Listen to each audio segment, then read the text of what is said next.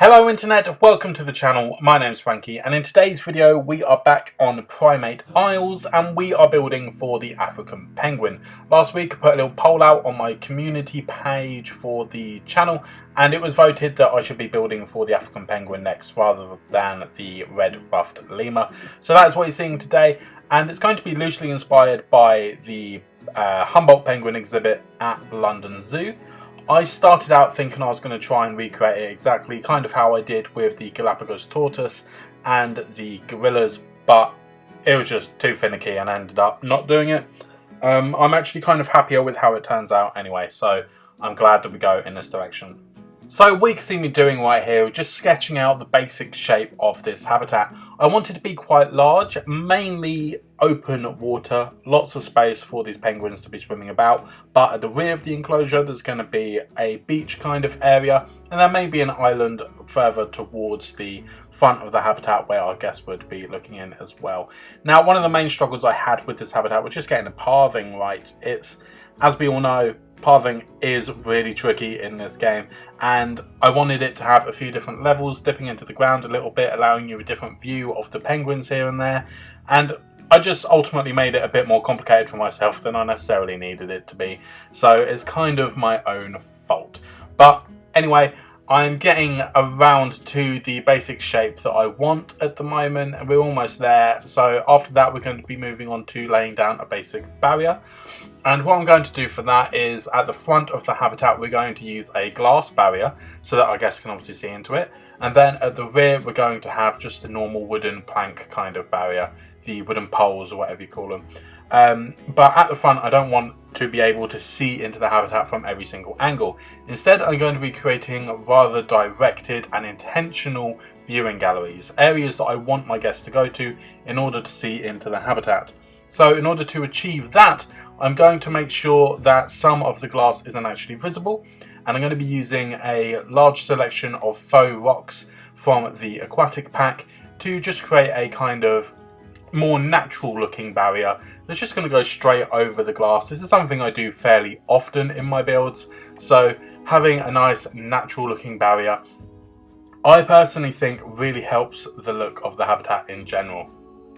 Whilst I'm doing that, I would just like to apologise really quickly to my more regular viewers of the channel, and that is because the last week I didn't actually post anything, and that's very unusual for me. Normally there's at least one upload per week, but last week there wasn't anything, and I would just like to explain myself a little bit. I am currently doing a tattooing apprenticeship, and I went to my very first convention over the weekend, and it was super full on, and we only had 2 weeks to prepare for this because my mentor just likes to just dive in without any real preparation. So we had 2 weeks of just making sure we had loads of merchandise and enough flash for people to get tattooed if they wanted it. So yeah, the last 2 weeks have been really hectic, and I just haven't really had time to play Planet Zoo. As much as that hurts me, that is the truth. But we don't have any more conventions booked at the moment, so things should be a little bit calmer. Go back to our normal scheduled days of actually doing that apprenticeship, and we can get back to having at least one upload per week, which is why this video is being released on a Saturday. Not only because of the hectic week I've had, but also it's kind of just good to test different upload days and stuff, see if the video does any better. It may not, it may, but who knows. So you can see I've got the barrier, the basic barrier in place now. I tried to kind of adjust the flooring a little bit, and I didn't know that you could actually make a hole under your barrier. I didn't know that was possible. I thought the barrier would just extend into the ground. So if you're going to be adjusting the terrain like that, get rid of your barrier first and then adjust the terrain accordingly. Now this is just a huge waste of time, this section. I think I'm actually going to skip it. Like I said, there is a lot of faff with these paths and stuff, trying to get them just right. What I'm trying to achieve here is a section that dips down a little bit so that you can have kind of a circular viewing gallery or like an archway or something where you are walking down to water level as if though you're underwater with these penguins. Yeah, just a bit finicky, took a bit of time to actually achieve, but I'm kind of happy with the result. As I mentioned a couple minutes ago, what we're doing here is using a bunch of the aquatic faux rocks to just hide that glass barrier and form some intentional viewing galleries so that guests aren't just standing all around the habitat or even not going all the way around because they get to the first bit, look straight through, can see the whole habitat, don't need to go anywhere else. If you make sure that the viewing galleries are more spaced out, they're going to want to actually venture round the habitat rather than being able to see everything from one vantage point. So far with Primate Isles, the staff infrastructure, it's been lacking. I really haven't focused on the staff that much so far. So what I'm going to do is build a tiny building for them that is going to include one small keeper hut and one small staff room. This means that the zookeepers and the vets don't need to travel anywhere near as far to get to this part of the zoo, as we are starting to stretch kind of far away from the entrance now, and therefore quite far away from the initial buildings I put down all the way back in episode 1. I'm not doing anything particularly fancy for this building. I'm using a bunch of the wood pieces from the New World theme, and we're creating a nice wooden cabin looking kind of thing. Also going to be using the wooden tiles as the roof kind of pattern as well. Like I said, it really isn't anything fancy. And I'm also going to try and spice it up a little bit in terms of the flat kind of wall at the front. These buildings can look incredibly plain if you're not breaking them up with stuff. So I'm going to use a couple beams to break up the main part of the wall from the gable bit as well. And I'm also going to place a lattice up the wall that I'm then going to apply a bunch of ivy to, make it look like we're trying to grow plants up the side of this building. That's not only going to add just a little bit more interest in terms of different shapes and stuff, but it's also going to add an additional colour, because at the moment it's just brown and that is incredibly boring. So just adding a few little details like this can really go a long way, and that includes using these fake windows as well. I always make sure to have exposed windows if it is a staff building that has a window, such as the staff room and the keeper hut, and I think the vets has it as well. There are certain buildings that you can see inside of, and I really like to utilise that by having actual holes in the building for you to be able to see into those staff buildings. It just looks way cooler that way. But adding those fake windows as well will have a similar effect. It just makes the whole building a lot more believable. I've also placed a tiny wooden seagull on the roof because it's adorable. I think it came from the aquatic pack and I just love it, and I'm going to try and use it as much as possible. Well, not as much as possible, we're not going to have thousands of them, but I'm going to dot them here and there just because they are really damn cute.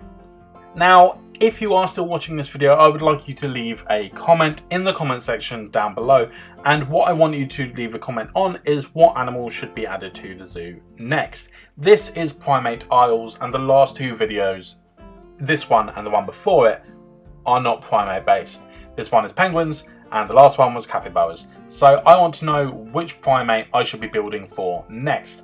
Now, these are the animals that are available to console, so I'm not going to be able to be building for, I think capuchin monkeys are available on PC and things like that. What we have on console at the moment are the proboscis monkey, the Japanese macaque, the orangutans, bonobos, chimpanzees, red ruff lemurs, and we're just about to get the last gibbon at the end of the month. And I don't think I'm forgetting any for console. I might do. If I have forgotten, please let me know in the comments down below, because obviously we need all of them on Primate Isles. That is the entire point of this zoo. Whilst you're there, you can obviously hit the like button, and if you're not already, please subscribe to the channel. We are growing at quite a nice rate, and I'm really hoping to get to 1,000 subscribers by the end of the year. That is my goal. So what I am trying to do here is create a reason for our guests to go all the way around this habitat, and I'm going to be doing that in two ways. One is I'm going to create an education point where we're going to have a few seats and stuff, a seated area, and our keeper talking point, so we can have one of our educators come and tell us about the African penguins. And we're also going to have our first shops. This zoo so far has no way of getting any food or drink, so we're going to have a couple little shops over here as well, create the smallest of plazas, an area that you can kind of sit down and have your lunch whilst you watch the adorable African penguins splashing about in their habitat. And hopefully those few additions are enough to get our guests coming round to this side of the habitat. And whilst I'm here, I start to get a little bit annoyed by the glass barriers. I really don't like how the top is just a piece of glass. So what I'm going to do is I'm going to go into our construction tab and then go over to the supporting beams and stuff that you can find in the wall kind of tab. I'm not entirely sure what they're called. But regardless, I'm going to be picking some of the rectangular African pieces with the stripes on them, and I'm going to use those to line the top of this glass barrier. That's just going to help it look a lot less boring, because at the moment it does look boring. It looks incredibly plain, and this is a really simple way to jazz up pre-made barriers. If you don't want to be making barriers from scratch, that is fine, but you want to have your own touch on them, great. This is a really simple way of doing it. Take whatever barrier you like, whether it's glass or chain link, whatever you want, and then add your own kind of top to that barrier, or lay something over the support struts in the middle, and just adding those tiny little details can really make it look like it's your own barrier and just make it stand out a little bit more. Now, when it came to building the shops for this area, I did consider making my own from scratch, but what I ended up doing is just using one of the blueprints from the Africa pack, the Africa theme that comes with the base game, and I'm just going to use that shell for my shops instead, because I'm not really that fussed about making my own ones. I don't need to go all out every single time. You know, sometimes you should just take a chill pill and actually use some of the things that the game gives to you. So that's what I'm doing here. You can see I've laid out the path underneath what I'm about to put down, and that is some concrete. I want this area to be a bit more uniform, because at the moment it doesn't look very harmonious. There's just this massive crater with a few things dotted about in it. So if I can create a big concrete slab that goes over the top of it, it's going to look like a very intentional area that was built for a purpose. And it doesn't look like that straight away.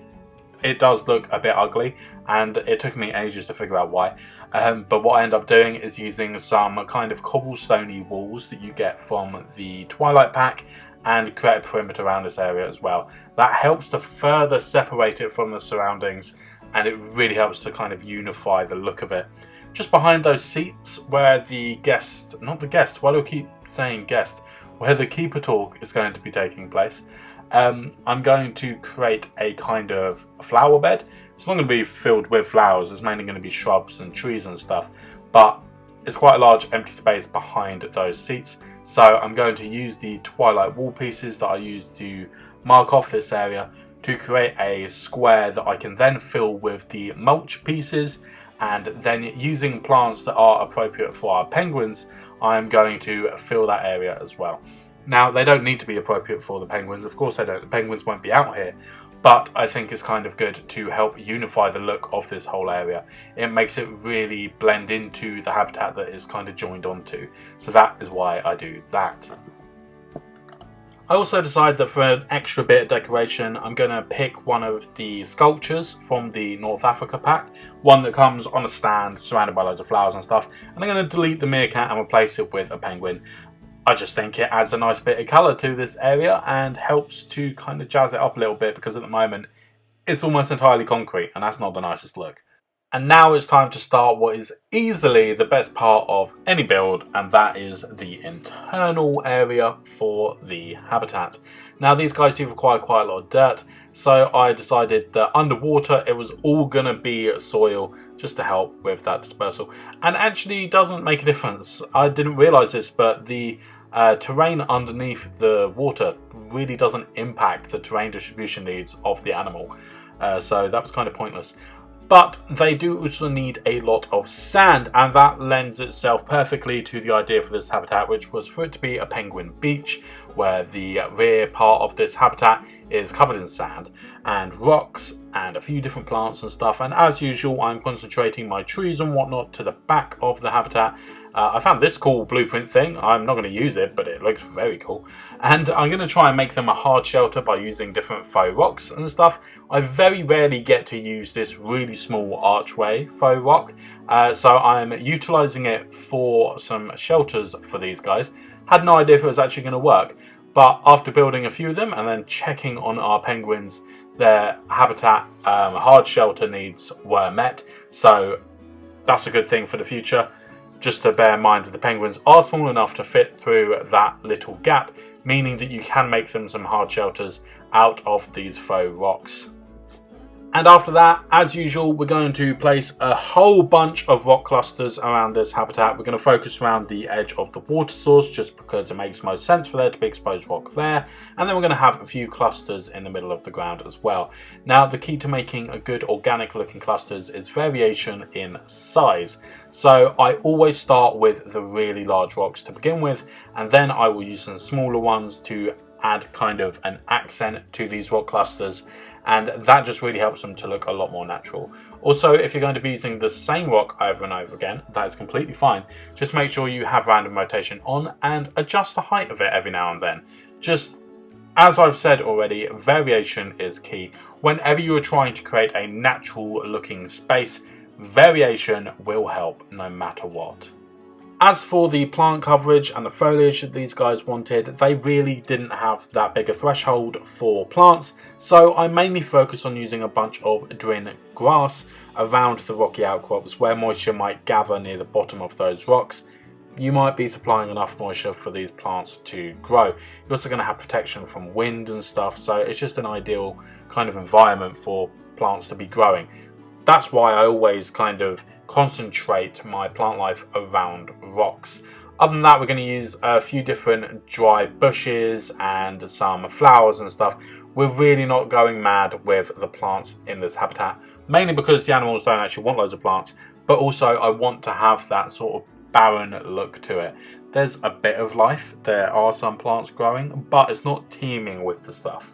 Now, I've saved just a couple % of the coverage just to add some marine plants as well. I'm mainly going to focus those near to the underwater viewing galleries so that if you're looking into this habitat, it's not too plain. I'm also going to sink some rocks in there as well. I very rarely focus on the underwater area, but I really want to start trying to pay a little bit more attention to that. So I'm just going to place a bunch of rocks as well to make a bit of a varying environment down there, have some different textures and whatnot going on.